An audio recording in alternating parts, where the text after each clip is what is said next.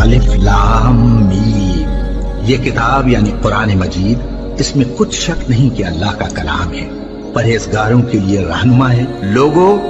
جو کتاب تم پر تمہارے پروردگار کے ہاں سے نازل ہوئی ہے اس کی پیروی کرو اور اس کے سوا اور رفیقوں کی پیروی نہ کرو، اور تم کم ہی نصیحت قبول کرتے ہو، اور تمہارے پروردگار کی باتیں سچائی اور انصاف میں پوری ہیں، اس کی باتوں کو کوئی بدلنے والا نہیں، اور وہ سنتا ہے، جانتا ہے۔ اور اکثر لوگ جو زمین پر آباد ہیں گمراہ ہیں، اگر تم ان کا کہا مان لوگے تو وہ تمہیں اللہ کا رستہ بھلا دیں گے، یہ محض گمان کے پیچھے چلتے اور نرے اٹکل کے تیر چلاتے ہیں۔ تمہارا پروردگار ان لوگوں کو خوب جانتا ہے جو اس کے رستے سے بھٹکے ہوئے ہیں،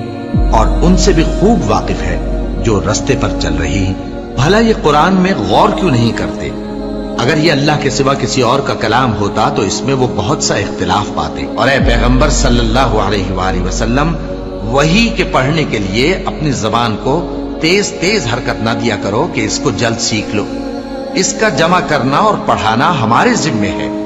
سو جب ہم اسے پڑھا کریں تو تم اس کو سنا کرو اور پھر اسی طرح پڑھا کرو، پھر اس کے معانی کا بیان بھی ہمارے ذمے ہے۔ اور اپنے پروردگار کی کتاب کو جو تمہارے پاس بھیجی جاتی ہے پڑھتے رہا کرو، اس کی باتوں کو کوئی بدلنے والا نہیں، اور اس کے سوا تم کہیں پناہ بھی نہیں پاؤ گے۔ اور جو لوگ صبح و شام اپنے پروردگار کو پکارتے اور اس کی خوشنودی کے طالب ہیں، ان کے ساتھ صبر کرتے رہو، اور تمہاری نگاہیں ان میں سے گزر کر اور طرف نہ دوڑے کہ تم دنیاوی زندگی کی رونقوں کے خواستگار ہو جاؤ۔ اور جس شخص کے دل کو ہم نے اپنی یاد سے غافل کر دیا ہے اور وہ اپنی خواہش کی پیروی کرتا ہے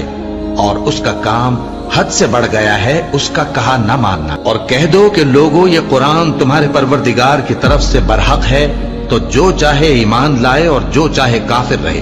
ہم نے ظالموں کے لیے دوزخ کی آگ تیار کر رکھی ہے جس کی قناتیں ان کو گھیر رہی ہوں گی، اور اگر فریاد کریں گے تو ایسے کھولتے ہوئے پانی سے ان کی داد رسی کی جائے گی جو پگھلے ہوئے تانبے کی طرح گرم ہوگا، اور جو ان کے چہروں کو بھون ڈالے گا۔